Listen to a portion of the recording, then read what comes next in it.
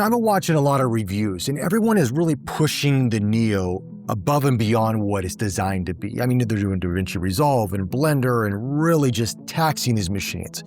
But when you take away all of that, you're probably still asking yourself the question, which one makes sense in my life? And if you're asking that question, I'm going to try to answer for you and help you decide which laptop you should go for, Neo or Air. The Air is about having the essentials, but also the power. And this new M5 chipset inside of this thing is unbelievable.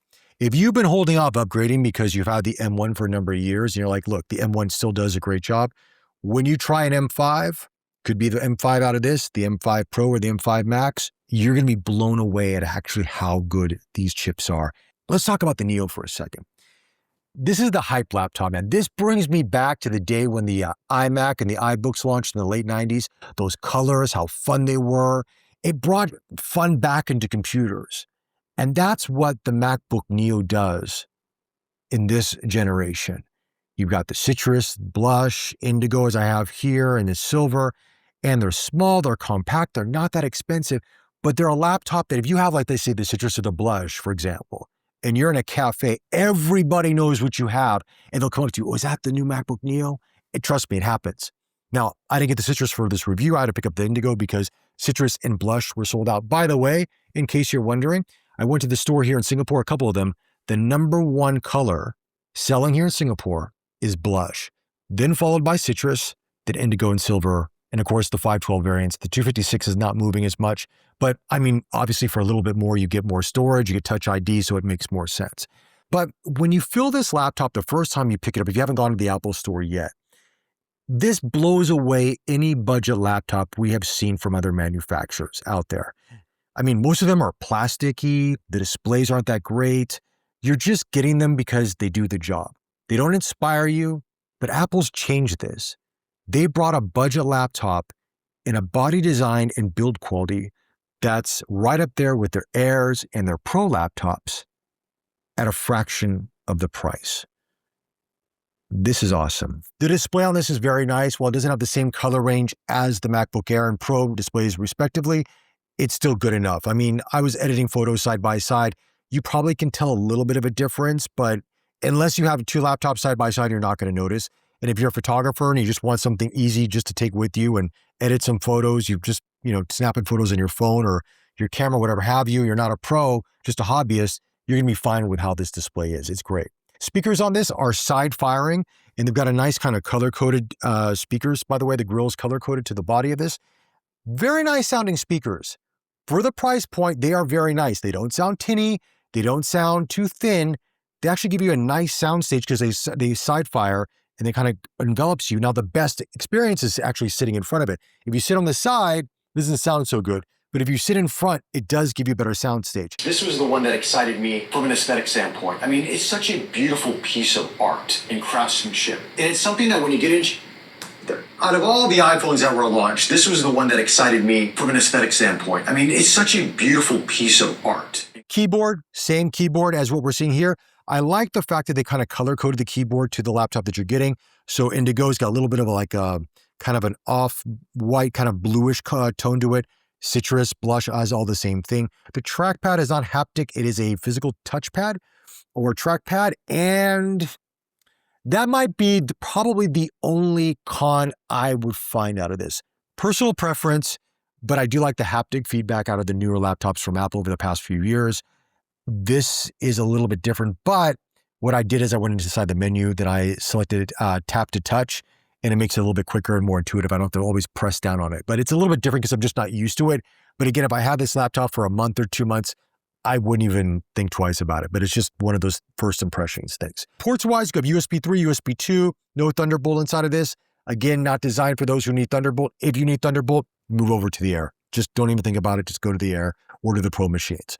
But if you just have a USB-C thumb drive or an external drive you want to use and pop some stuff inside of here or just pull some stuff off, it's more than adequate. It's fine.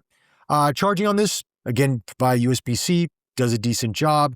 Doesn't have the MagSafe like you have on the other laptops, but again, price point, not a bother with that. Headphone jack, you're all good. This is a 12 megapixel center stage 1080p HD camera on the Air. This is a 1080p HD camera here on the MacBook Neo. I don't think it's center stage, but you know, in terms of quality, they're pretty much the same as I'm talking here. So I'm on the Neo right now talking to you. Now, obviously my room is not treated for audio, so it's gonna sound a little bit echoey, but I've got great lights here, so it's gonna give you probably the max in terms of sharpness right here. But as you can tell, it's a good camera, very good camera on both these laptops. Obviously, center stage here with the Air is going to take a little bit more, you know, you have a little bit more specs to it, a little more features. But again, how many times are you going to use center stage? You may or may not use it. If you're on Zoom or Teams, probably not, maybe once in a while. So if you're doing a lot of web conferencing and you just need a decent camera and you don't need much else in terms of power, you know, the Neo probably could be the one for you, because I'm looking at the video right now and it looks pretty good.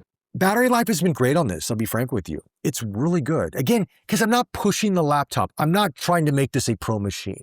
And when you don't try to make it a pro machine, it actually does very, very well. I was actually, just had some 6K open gate footage from my Lumix S1R2. I dropped it in here.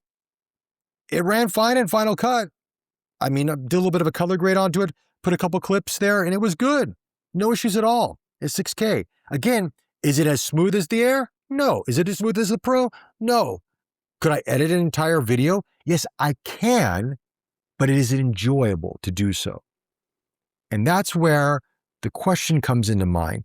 It can do a lot of things, but is it efficient enough to do those things over a long period of time? And that's where a difference is between these two machines. And this is where it gets into longevity and the cost of ownership and what you're actually going to use your laptops for. If you're one of these people, I'll use this as an example. If you've got, let's say, an iPhone 10, I have a couple friends that still have an iPhone 10 or an iPhone 12 or whatever have you. They haven't upgraded in a number of years. They don't care. It works fine. You know, they haven't dropped it, broke it. The display is good. They're not into all the cameras and all that stuff. They're just happy having a device that works. The Neo is that kind of person. It's for that kind of person. If you're one of these people that's constantly upgrading their laptop every year to 2 years because you want the shiniest, fastest, most powerful laptop Apple makes, close this up, call it a day, move over to the Air. Only if you just want to have this for fun, fair enough. If you want this for fun, go for it. But when that hype dies down, what is going to make more sense for you? If you know that you're going to be building more on content creation, video, graphics, Blender, 3D renderings, or whatever the case is, you really need to get into more coding and AI, local language models on your machine. If you get the Neo right now, you probably can do some of that, and it will do some of it. But in 3, 4, 5 months, you're going to be looking for another laptop. That means you got to sell this, take a hit on the cost, then upgrade and spend more money, versus going, you know, maybe the Air doesn't have all the fun colors, but it's more efficient. It's got the M5 chipset. It's got the unified memory inside of it. It's a mature system. This is going to do the job for me. That's the laptop I would say go for. It may be a little bit more out of pocket right now. You're going to save in the long term. And that's the big factor. I hope this video helped you out. If you have any questions, please ask me in the comment section below. I try to answer as much as I can. Anyway, guys, if you like this video, like, subscribe. Thank you for the support. Greatly appreciate it. And I'll chat to you all very, very soon. Bye.